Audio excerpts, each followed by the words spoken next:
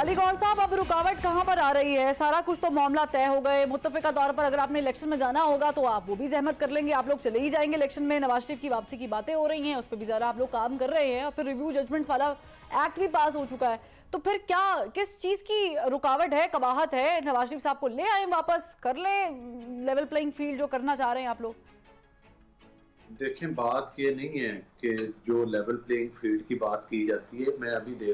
سن بھی رہا تھا، دیکھیں ایک وہ وقت تھا کہ جب ہماری پارٹی کو وکٹمائز کیا گیا، جب ہماری پارٹی کو توڑا گیا، کوئی ایک دفعہ تو نہیں ہوا نا، میں نے آپ کو 3 ٹینیور گنوائے ہیں، اور دوسری بات یہ ہے کہ اس وقت کے جو معذرت کے ساتھ تجزیہ کار تھے اور بہت سارے کچھ لوگ ایسے تھے اس وقت ان کی زبانیں خاموش تھی،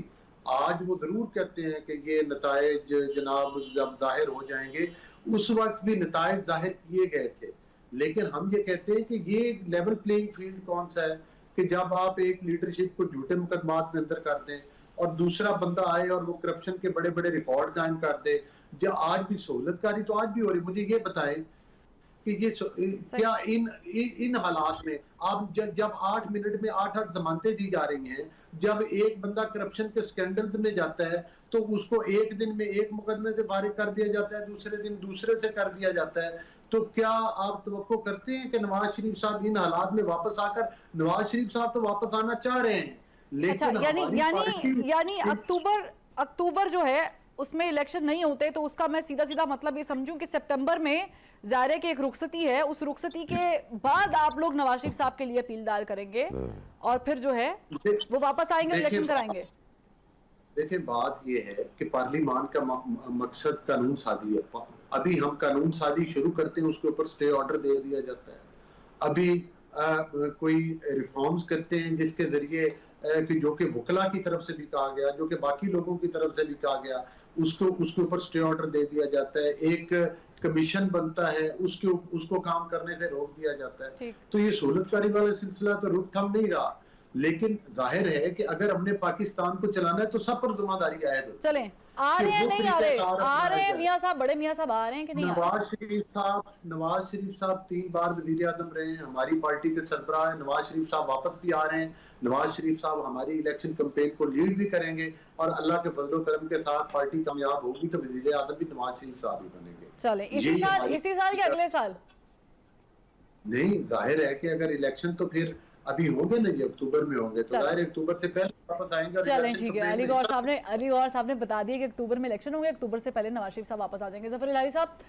میں بڑا سنجیدہ سوال آپ سے کرنے لگی ہوں، اور وہ یہ ہے کہ ملٹری کورٹس والا معاملہ ہے، ظاہر ہے کہ ایک شخصیت ہے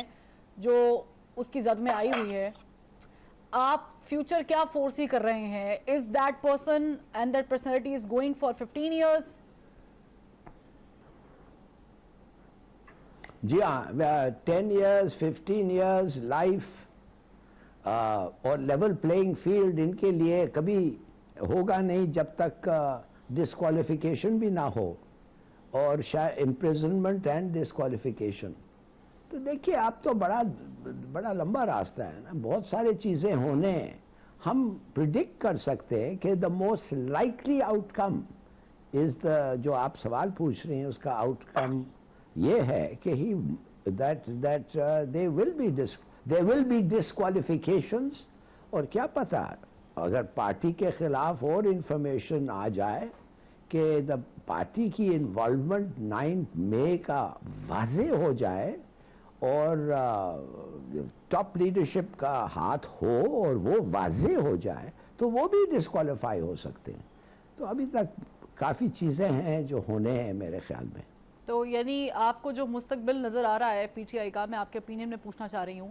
وہ مستقبل کچھ خاص روشن تو دور کی بات ہے، وہ اٹھتا ہوا بھی دکھائی نہیں دے رہا؟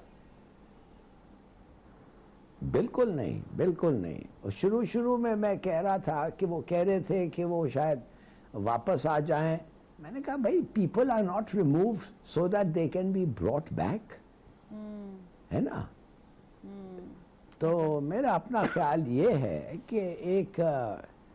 جو ہوا ہے بڑا انفارچونیٹ چیز ہے، مگر یہ ایک بڑا امپورٹنٹ ڈیولپمنٹ ہے، تو میرے اپنا خیال میں